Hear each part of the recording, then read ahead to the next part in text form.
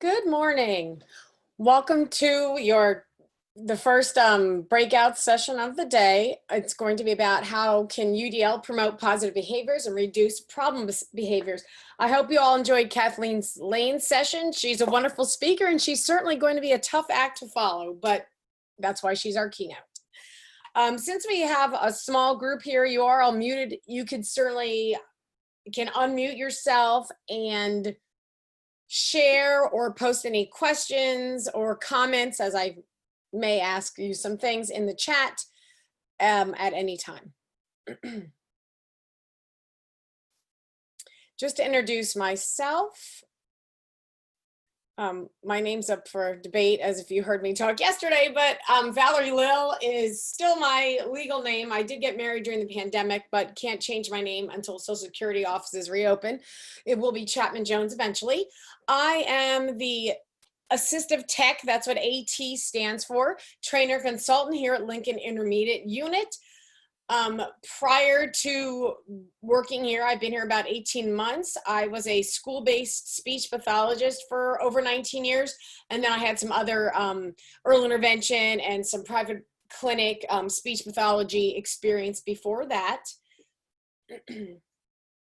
I got involved in assistive technology because I was interested in kids with, I worked with kids with significant needs who needed a lot of AT, including communication devices. And as part of AT, you get involved in universal design for learning. So that is how I'm presenting on this today. There's my email address, my phone number where I can be reached by calling or texting. And I also feel free to follow my Twitter. And don't forget to, if you're going to post anything from the conference, use the hashtag that Tanya shared earlier. I've been trying to do that every day. Some of you folks I know, and I know what you do. For those of you I don't know, Brooke, Kathy, and Tabitha, I don't know if you can either unmute and just say what your role is, or post it in the chat if you don't want to talk. I know Melanie's a speech pathologist, and Lisa Gerber-Eckert works with our non-public schools. So I won't make them do that.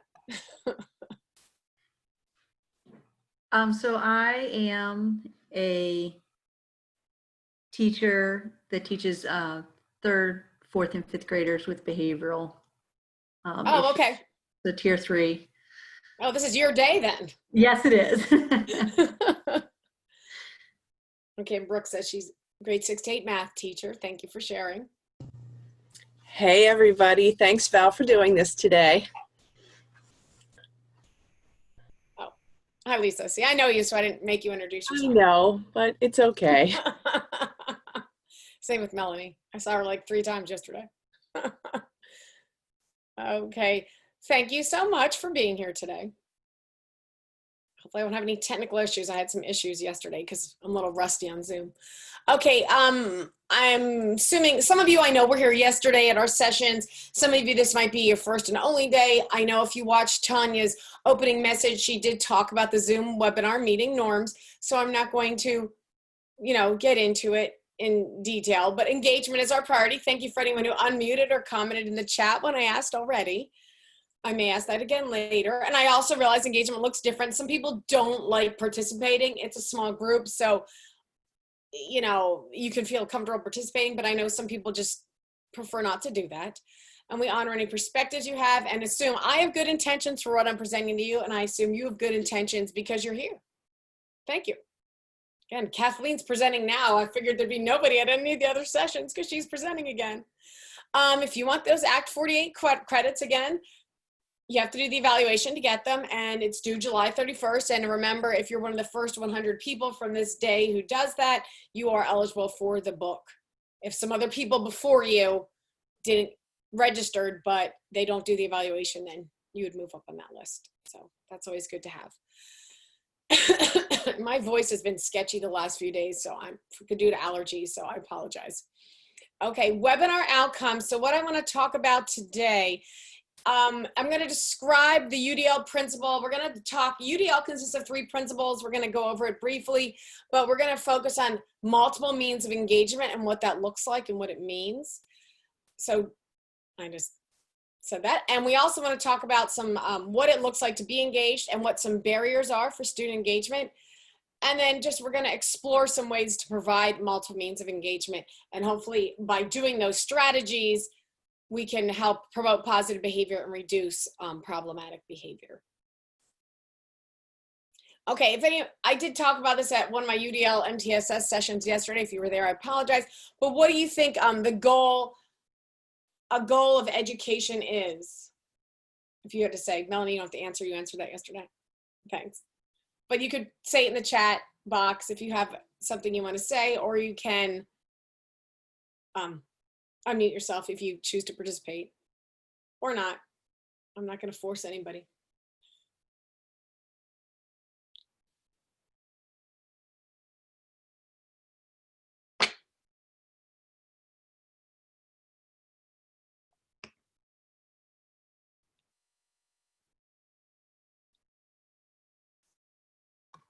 Okay, well, one thing I just want to say is, and I brought this up yesterday, our goal of education, oh, okay, thank you, Brooke, creating an environment where all students can learn. Awesome, yes, that relates directly to UDL, yay. Our goal should not be for students to just achieve standards and master the content of the curriculum. And I think too many times that's what people, you know, especially people not in education, they seem to think that's the point of education, and absolutely it is not. Or good. We're developing, I talked about this yesterday, my MTSS presentation. We're developing expert learners, and we want them to find a purpose in learning and find that motivation to learn. Promote the pursuit of knowledge. Yes, agree, exactly.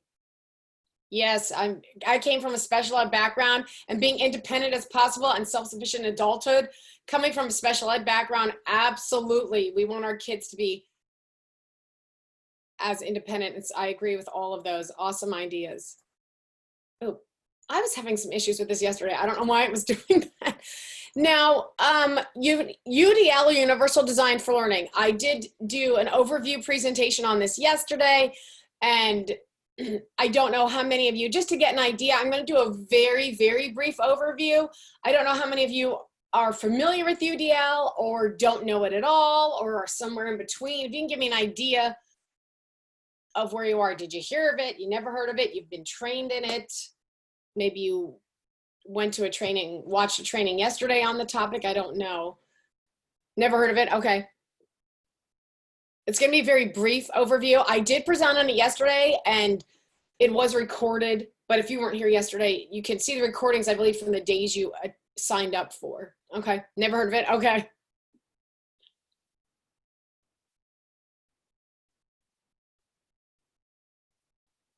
And I know some of you were with me for some things yesterday, so you've heard it multiple times about it. Very little, okay. Okay, those are, okay, and that's kind of what I was expecting.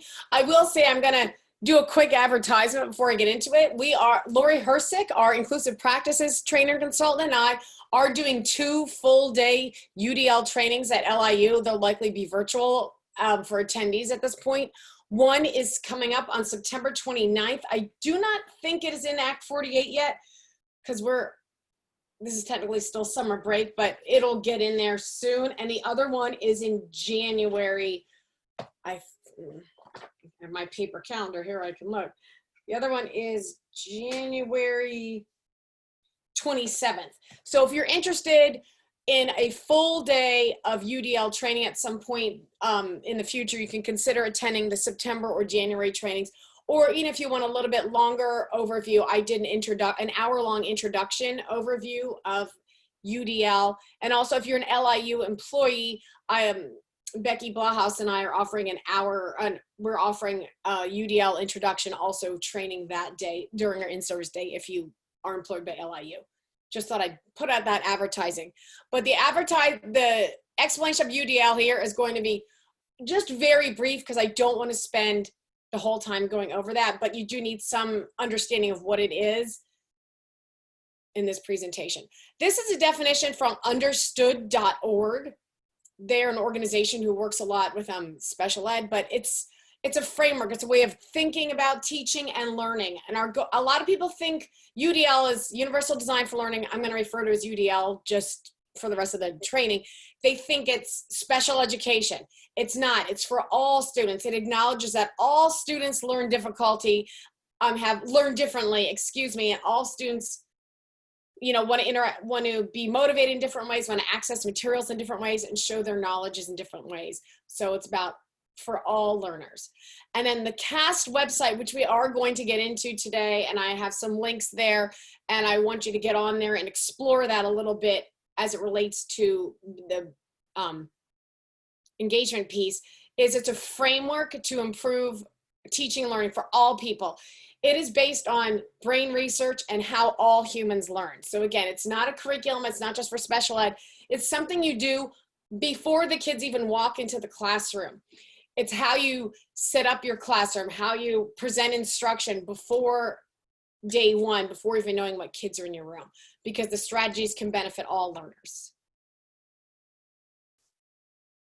The two biggest takeaways, if I had to give you the briefest definition of UDL possible, it's about giving students options and reducing the barriers that exist in your classroom, whether it's physical barriers, whether it's curricular barriers, whether it's learning barriers. Those are the two big takeaways if you don't know anything about UDL. You're giving your student options, you're reducing barriers. So we can think of what classrooms look like today on the left and classrooms look like back in, the 50s when my mom was in elementary school.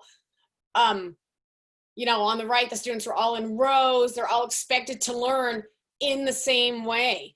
There's no differentiation of any kind. Everybody, there's probably a lot of learning barriers in there, but we don't see them because everybody looks, everybody's the same. Whereas on the left, we have students learning in different ways. Students with a visual impairment using Braille. We have students working in small groups, certain, students with teacher support. So it's going to look different for everyone. Yes, I know. I see your comment, Kathy. I am concerned about that. The fact that the small groups instruction and partner work and things, that is really concerning. I agree completely. Unfortunately, and that is not UDL, but yeah, it's going to be hard. You can try to think of, and plus if we're remote learning, that's a whole nother option. A whole nother concern. I agree completely. That's sad. So UDL consists of 3 principles that activate 3 different parts of the brain. So the first is what they call the what of learning, and they show you what parts activated there. It involves multiple means of representation. And what that means is when you're presenting content to students or the curriculum to students, you're not just, for example, just doing lecture, which is what I'm doing today, but if you're doing in-person, face-to-face instruction or virtual, you're not just talking at them on the screen. You need to give them other options. You might be showing videos, you might have audio clips, you might have, peer interaction, different ways to interact with and learn the content, not just doing it one way. And I always give the example for my son in virtual learning. He was in advanced math for his age, and they only watch YouTube videos. They said, I can't learn algebra watching YouTube videos, but he was only given one way to present it. So we need to think about multiple means. That's what the what of learning is in UDL. The second principle of UDL has to do with the how of learning, and it's multiple means of action and expression. And what this means is, how are the students showing that they understood the content, that they learned the content, that they mastered the content? And we think of, if you are in district, I came from a district that used a lot of common assessments. If you're from a district that uses common assessments, I will tell you, common assessments are not UDL at all, because it's testing every kid in the exact same way, and that's just not going to work for all students. Are not going to be able to show their knowledge that way. For example, if you have an end of unit project, maybe they can make a video, maybe they can do a speech, maybe they want to write a report.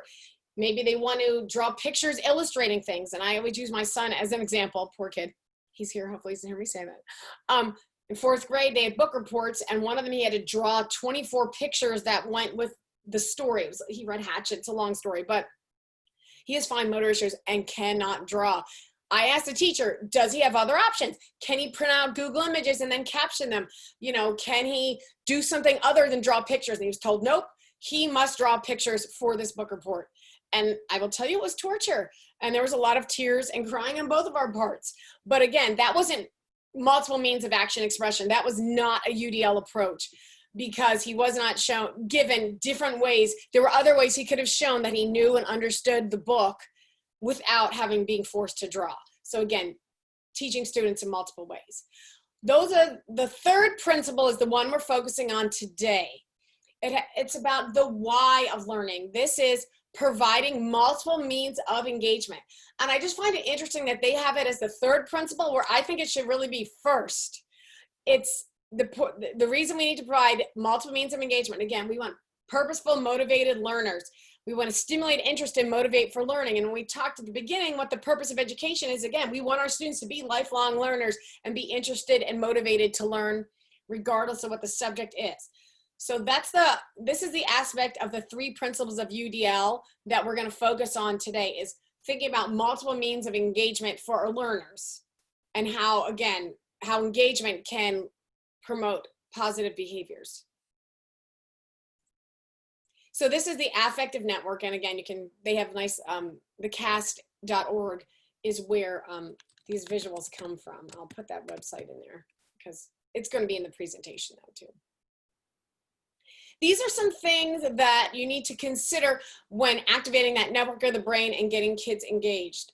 How are they engaged in learning? How are they motivated to learn? Because it's not the same for everyone. Some people learn, we all learn differently. And again, in my UDL intro, we did a little activity about that to show how we, even as adults, learn differently. How are they challenged? People always think with behaviors, oh, it's kids, they don't think about sometimes kids are bored. They're not challenged enough, and that's why they're having behavioral issues in the classroom. They don't think they're not being challenged. We want them to be, how can we excite them about the content and what subject they're learning? And again, how interested they are in the learning, just in general. Are they interested in learning at all?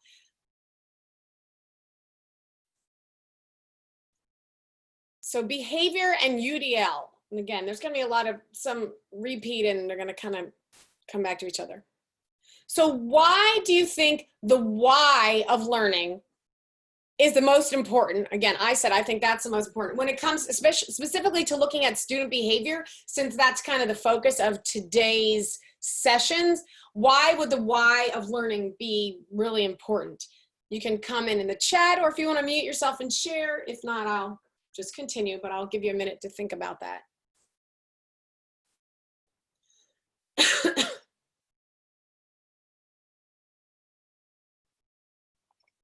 And remember, the why of learning is what motivates to, yes, increasing motivation to learn. Thank you for your participation. I appreciate it. It's easy. It's hard in this virtual environment because you don't get the same kind of feedback you do in face-to-face. Right. They need a purpose to the lesson. Buy and write. Right. Increased attention. Great answers. You guys are good. I love all those answers. All right. Right.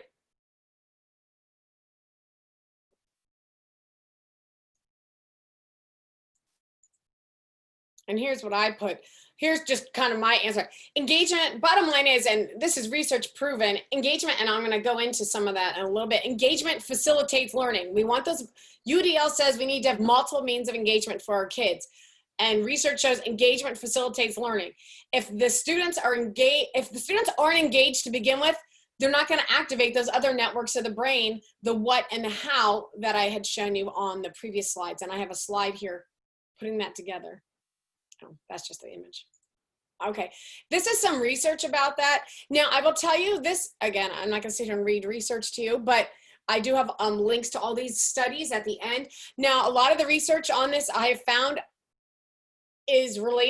does come from special education. And again, UDL is not a special education, and it's not special education, it's for all students. However, the research, it does look at students with and without disabilities, and a lot of the research in this area related to UDL does come from special education. And again, in the first study, they talked about it's critical for academic and social outcomes for students with and without disabilities. So not only the academic piece of learning that content, which of course we want them to do, but also that social piece is also important, thinking behavior social, again, the focus of the day. And again, the second study said, it talked about how, high expectation academic active engagement are critical factors for student achievement. Again, we need to have multiple means of engagement to get them engaged. If they're engaged, that leads to directly related to learning. And that's what the research says. Improved academic and post-secondary outcome. Again, somebody had said about, we want them to be independent, you want them to be, you know, productive members of society. So again, engagement has been, research has proved they need to be engaged. So multiple means of engagement is one way to do that. So this is just a picture of the brain networks. I'm sorry, the image did not get very clear, but it's showing all three of those networks that are activated by, again, we had the what, we had the why, and the how. And again, the why is the affective, what we're talking about, the multiple means of representation, excuse me. But engagement is not the end goal. Like our goal isn't, okay, our students are engaged now. Engagement happens first, and then that, as the research shows, that facilitates learning, that active information. So we got to start with getting them engaged, getting them interested and excited to learn the content if we want them to be able to understand the concept and be able to demonstrate the what, and then the what, thinking of your content and what you're presenting them, and then the how is the part where you're assessing them. So that's an easy kind of way to think of those principles from the UDL. The engagement is kind of your activator strategy, you know, some LFS. I don't know if schools even use that anymore, but I've been trained in that. I just found this little graphic and I thought it was interesting. The difference between waiting to be taught and willing to learn. Which one do we want our students to be? Do we want them to sit there and be like the baby bird waiting to, you know, have the mother shove the worm down its throat? Or do we want to be the little bird who's going to learn to fly on its own and is ready? We just had some baby birds hatch in my yard, and they just flew out of the nest. So I kind of feel like relate to this, but we want them to be willing to learn. We don't want them to just be waiting there for the teacher to spoon feed them the material. We want them to be excited. We want them to be engaged.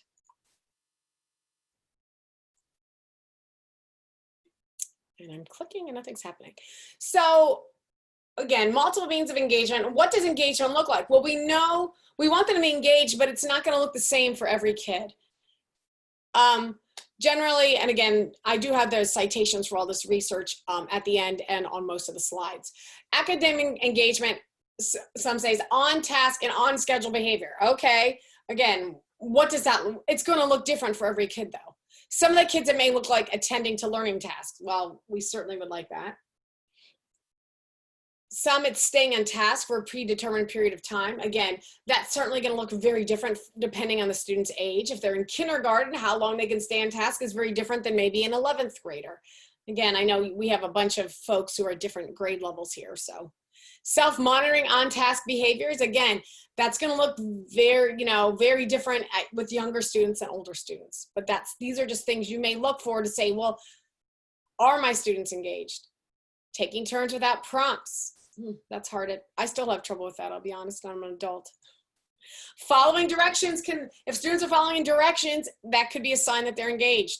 Calm body. Again, a lot of this comes from the special ed research, but you can think about what calm bodies look like with students versus, but I don't usually look like that, even if I'm engaged.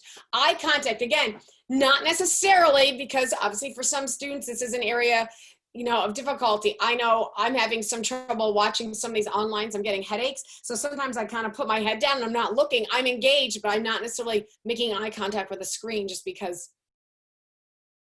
looking at screens all day can cause headaches. Maybe their hands are down. Their hands aren't, touching everything. Those could be all signs they're engaged. And there's where the research is on that. And again, that comes from some special ed research, but it's still relevant. So we talked about UDL. The two big things are giving them options. So we're giving them multiple means. And we're going to get into what that looks like in a little bit, about exactly what it looks like. What are some different things I can look at to get the kids engaged? We're going to go on the CAST website. So we talked about the two big things in UDLs: giving students options and reducing barriers. So here's the reducing barriers piece. Here's some of the potential barriers you may have to getting those students engaged, regardless of the means you're using. Too much task. The task is just too tough for them. And again, these are coming out of special ed research where they absolutely can apply, because you certainly have kids coming in who are not identified, but they may be overwhelmed when they think a task is too hard. So we want to try to reduce these. Again, UDL will reduce these barriers. Directions are too long, too many steps, too quickly. I'm totally guilty of the deliver too quickly part. I talk very quickly. But again, these are some simple things you can change in your instruction to help them be more engaged. Chunking those directions, for example. No, again, this relates to the first one. There's no entry point. It seems too hard. They don't know where to start, so they don't even know what they're supposed to do. Cognitive supports, and some of the examples the research showed that can help kids be more engaged is by using graphic organizers, having visuals, and having peers. So again, if you have a kid who maybe has some behavioral difficulties and you want them to be more engaged, you want to think about reducing these barriers. This could be helpful for them. Again, the big point of UDL is giving students options. You want the kids to be, if they don't have any choices in their learning, in the instruction, or they can't customize, and I gave some examples for my own child, if you can't do that, they're not going to be as engaged. And again, a big one, not relevant to the students. They don't know why they're doing this. What is the goal? That's why when we do presentations here at the IU, we always have to give our objectives. This is what we want you to learn. If they don't know, like, if they don't know what the point is, and you can think that as adults, I'm sure you've been to plenty of trainings that, you know, when I was a speech pathologist in the schools and there were, you know, teacher in-service days, many trainings I attended. What was the point? It wasn't relevant to what I was doing as a school-based speech pathologist. So it was hard to stay engaged, you know, and I probably was talking and texting and doing other things I shouldn't have been doing because I wasn't engaged, because I didn't find the relevance. So again, this isn't just kids with behavior problems. This applies to everybody. Feedback isn't clear or not frequent enough. And I know there are some sessions, I know Christina's talking about feedback at some point later today. So that could be, so again, that is a barrier, and she's going to talk about that later. Again, we talked about this before. We can think of our gifted and talented students. Maybe they're not engaged because it's not challenging enough for them. Like, oh, we already learned this 2 years ago, and you know, I already know this. So how can we challenge them? Support systems for when students get frustrated. And again, this is a little bit harder too in a virtual environment, because our students, you know, they might not have any support system that's helping them when they're frustrated. So we need to figure out how we can be that support system for them, even virtually. No expectation for success. Either internally they think they can't do it, or externally. And, you know, I worked with, for example, life skills and students with multiple disabilities. And they would be in, I had students in, I can use a student example in regular education classroom she was in for science and social studies content areas. She was nonverbal. Everybody assumed she didn't know what was going on and she was just sitting in there, but she used her communication.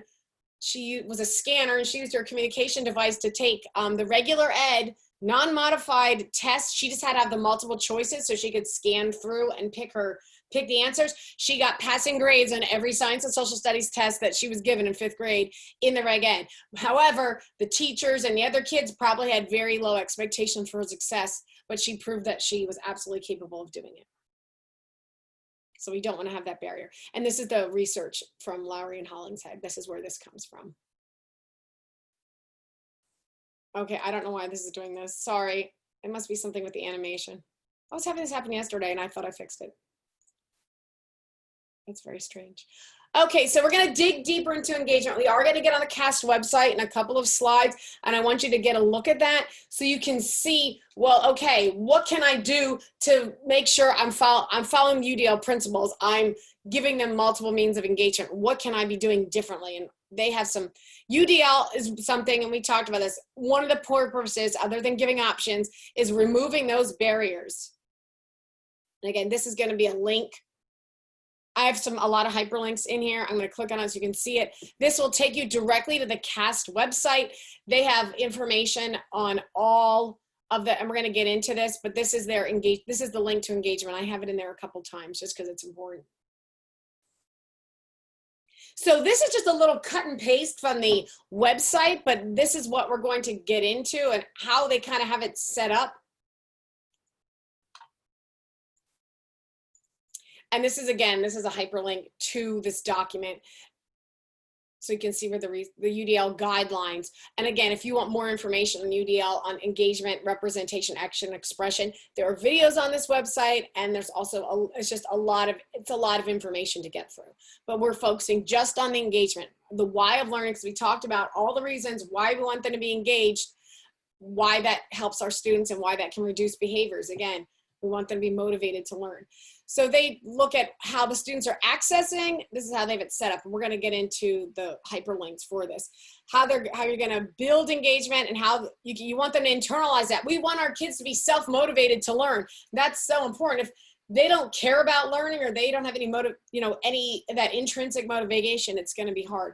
So this is kind of just, again, a cut and paste from that. We're going to get into what that looks like on the next page. Ooh, no, hold on. I went too far. We are supposed to get into it on that page. Sorry about that. Let me go back a slide.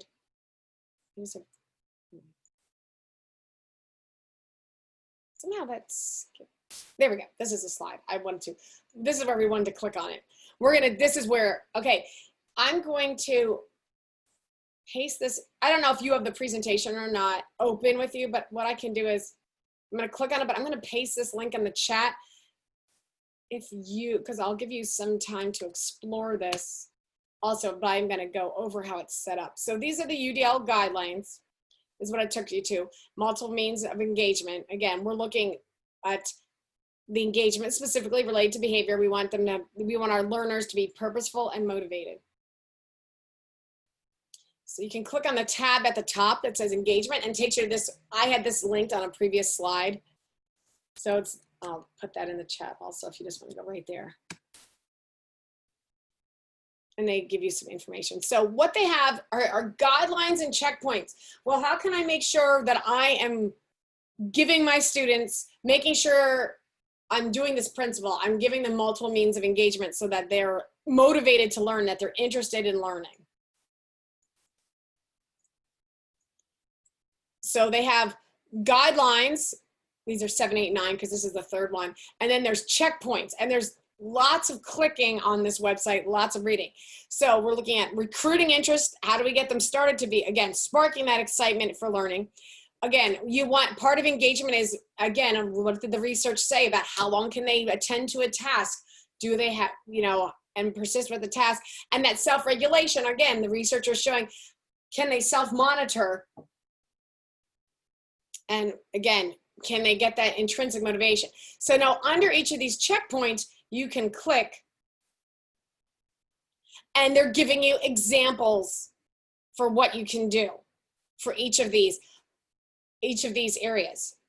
And again, so I'm going to go back just so you can see. So under recruiting interest, we want those kids, that's where we got to start. What can we do to get them really interested in these lessons? Because, some of the topics are not going to be of interest to them. If they're really into science, when you're presenting science, they might be interested no matter what. If they don't care about school or any subject area, we got to try to recruit those interests. So again, the first one, huge part of UDL, that individual choice. And some kids like that autonomy. Not all kids like that, but everybody likes having choices. So if you click on that, it's going to tell you, okay, well, I really want to work on giving my kids more choices because that's a huge part of UDL. There's a little explanation, and then they're going to give you some options of what you can do to to add that skill into your lessons. What could you do? Have them help participate, design the activities. Again, involve them in their goals. I know a lot of teachers will have their students write their own goals for things. Again, what you can vary. Again, how can I provide choices? Here's what you can do. Under the next, and each of these bullet points are set up the same way. Again, recruiting interest, we want it to be relevant. We want it to have value, authenticity. That's really important. Again, they're talking, there's a paragraph explaining it, and then they give some bulleted examples. How can we get these students to see the relevance? Because again, if we can get them engaged, then they're more likely to learn the information. And again, if they're engaged, that'll reduce the behavior. So this is how that's relating to the behavioral piece. Again, relating it to their lives, culturally relevant, socially relevant, age appropriate for different groups. Again, our different population, our diverse populations. But again, they give you lots of examples of how you can do that. So again, we can't go through all these, but this is, you have these links, so now you can look. Okay, I want the students to minimize threats, and I want to minimize distractions. Does anybody ever want that in class? Perhaps. How can we do that? What are the UDL? What would that look like from a UDL framework? And they give lots of examples. And a lot of these things you might be like, great, I am already doing these in my classroom. I didn't realize I was using UDL principles, but I was. Again, lots of you probably have charts and calendars, schedules, visual timers, creation of routines. Again, some of these things, UDL guidelines aren't like magic. Some of these things are just good teaching strategies. But again, they separate it because it's based on that brain research. Different varying variability, again, varying the work, varying the social demands, all of those things. Then the next area, that's sustaining, effort and persistence. And how do we make goals important? Is what that gives examples for.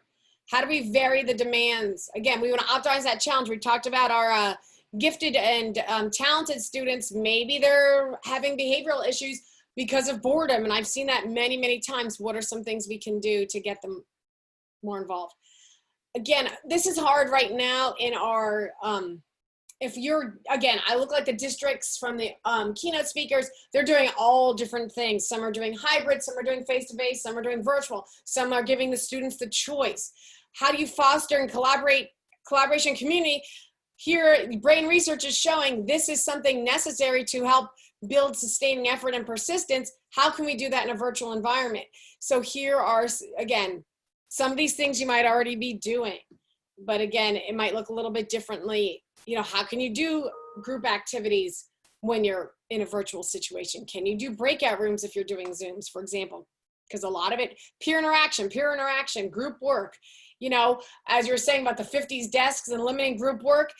Okay, well, how are we going to do that when the students can't be within 6 feet of each other? We're going to have to be a little bit flexible in our thinking to kind of figure what that's going to look like. And again, mastery-oriented feedback, giving feedback. And like I said, Christina is presenting on feedback a little bit later. Here's some suggestions on how you can give feedback. That's a way to get students engaged. And then that self-regulation one, the checkpoints you can look through. We certainly want to promote expectations and beliefs. We want the students to be that self-motivated. And again, here they give examples of things that you can do. Things that focus on, there you go, like reducing the frequency of aggressive outbursts in response to frustration. So what can you do? And again, this is all things you're probably already doing, but this is showing how it fits into the UDL framework. Personal coping skills and strategies. Kathleen was talking this morning about that, should social SEL instruction, that social emotional learning, before it was always, where can we fit this in? Now, everything I've read online and everything that's going on with the virtual learning and the blended learning, they're all saying that SEL, that social emotional learning, is super, super important right now because of lots of reasons. Kids are having anxiety and stress and confusion. So facilitating coping skills, using universal design for learning. Again, they give some background there. And of course, you want those kids to develop that self-assessment and reflection skills. Again, research showed that can help students be more engaged. So then they offer suggestions there. And again, that's something certainly you can explore at your own leisure. I'm not going to sit here and read a website to you, which feels like what I was doing. I'm sorry. I just want to show you the navigation on this website sometimes is a little bit strange.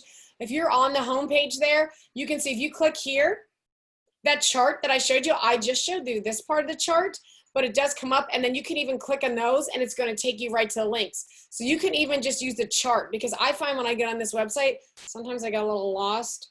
And it does tell you there how to, about frequently asked questions. There are downloads. Again, also, I'm all about freebies. And again, so there's some downloads you can download. That's how I was choosing those charts in the presentation, because there are free downloads as long as you list the source. But again, you can click on any of these, you can see. So sometimes it's hard to navigate and find where do I get to the engagement piece, but if you just click on it, it's there. So again, if you have no familiarity with UDL, which several of you said, this is a great website, and they do have videos on there. And you can even go on YouTube. The cast has videos on there also.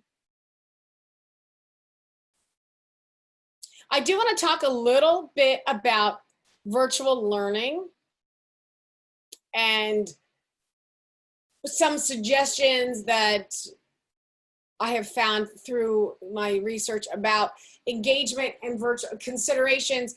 Again, we already talked, by having this, providing multiple means of engagement, doing that, activating that Y network of the brain, it can reduce behaviors and increase engagement. So, but how can we think about that in a virtual environment? And I'm sure a lot of you, that's probably something that's on your mind right now, and there's a lot of that going on. And again, UDL principle, number one, giving them choices. And again, I didn't go into detail what that was. We talked about that. It's going to vary based on the topic. Some things you can give more choices than the other. Ages, again, maybe a kindergartner might only get 2 options. A high school student can maybe get 4 or 5 options. Students' cultures, again, will look differently what they'd like. Excuse me. Self-paced activities is another recommendation. Again, thinking about that for your student who is your gifted and talented, your advanced learner. They don't want to be held back. They want to keep going ahead and learning. You're going to lose them. They're not going to be engaged if the pace is so slow. So if you can offer some self-paced activities, that's going to keep some of those students engaged. But it also goes to your students who are maybe a little bit behind. We talked about those students who are overwhelmed, aren't engaged. Maybe if they can go at a slower pace, and for those self-learning activities, they might be able to do the content a little bit easier. Finding platforms that provide instant feedback. Again, feedback was one of those things that was important. It's one of those things in the UDL framework. If you're using some online platforms, have something that can provide instant feedback. I know one of our other tags, Des, is going to be talking about using some of those Zoom tools that give instant feedback. That's the next session. I'm actually attending that because I'm interested in finding out more about those, because that way you can get a little bit more feedback. Like, this is just kind of me talking at you guys, but getting feedback is important for the instructor and it's important for the kids. So again, if you're using Zoom, for example, that would be a great one to attend, to maybe look at, how can I give my kids more feedback? Providing opportunities for human interaction. That's so hard. I know that's something, I'm an extrovert. I like social interaction. This kind of learning is hard for me. This kind of instructing as a presenter is hard for me on both ends, because you don't get that human interaction that you do in face-to-face instruction. So again, in virtual learning, I know my son, when he did his, I'm just using his as an example just because he's a reg ed kid, middle schooler. He really liked when they had the Zoom meetings, in science class, where they could talk, where he could see his friends and interact with his peers and play games with them, versus just watching a video that the teacher recorded. He much preferred learning, the learning opportunities that involve that human interaction. That kept him motivated. And again, yes, he's one kid. We all learn differently, but all of the kids need that human interaction, since so many of us have just been home and not going anywhere and really are missing that human interaction. For the introverts, maybe they don't care about as much, but the extroverts out here, we've been struggling the last couple months. And again, we want to have them chance at these, they're missing their friends, they're missing their peers, especially if they're virtual. Or, some schools, I know my son's school's like that, they're doing an A-B. Well, some of their friends might be on an A schedule and they're on a B schedule. They're never going to see them at school. We want to have opportunities for them to interact with their peers. So again, on Zoom, one of those tools, breakout rooms, for example, that way they can interact with their peers, because that's going to keep them motivated and engaged in the learning a lot more than just interacting with the teacher. And here's the resource for the picture. That's not for that information. Okay, so some things you can do is exploring those guidelines and checkpoints that I had just shown you, and I kind of went through a little bit, but that's definitely, and again, this link is going to take you right there. I tried to make it easy, because again, sometimes navigating that website is hard to find. And thinking about which of these are you currently already doing before instruction? And I was showing you some of them, and I know a lot of you are using those. A lot of you are using schedules and timers, and you're doing multiple you're using a quick video clip maybe, or a recording or an article to get them engaged. You might already be doing some of these. So look through them and say, you know what? Give yourself a pat on the back. I didn't know what UDL was. I didn't know about multiple means engagement. I'm already doing that. And you can feel good about what you're doing. A lot of times we're our own worst critics. We never can acknowledge what we're doing right. We just think, oh, I'm not doing this. I'm doing everything wrong. But you know what? I'm sure you're doing a lot right. And then, okay, looking at that, look through those guidelines and checkpoints. What things maybe you're not offering as many choices? How can we build more choice making in at the beginning of a lesson to keep those kids engaged? How can we give the kids more choices right now? And what could you maybe add? And again, I certainly wouldn't expect you to, okay, now we need to do all these because that's going to help their behaviors, but just picking a couple of things, because again, research, if you're engaged, you're going to have fewer behaviors. So we need to work on getting to as many kids engaged as possible. And what could you add to do that? I wanted to make this oh no, I didn't mean to do this. I wanted to make this one page, but I had to make it super small. And if you're like old like me and like need reading glasses, these are really hard to see. But these are all, if you had any interest in any of the research that I was presenting, and again, a lot of it came from students with disabilities, but it is absolutely relevant to students, it applies to reg ed students. So those are the citations in there. Okay, did anybody have any comments or questions that they would like to share with the group, or anything they'd like to talk about? Because that's all the content I was presenting today. Again, if you need more information on UDL, watch the video on the introduction yesterday. That will give you a lot more information, or you can go to CAST. When completing your evaluations today, we really appreciate the feedback. I know anyone who completed from day one, all of us went through last night. We're reading the evaluations because it is very helpful for us planning our trainings, because we certainly love to do something like this again in the future. Determine if it met your expectations for the session, how you can use any of the information shared, and if there's anything key that resonated with you. And if you need access to the day 2 schedule, it is right there.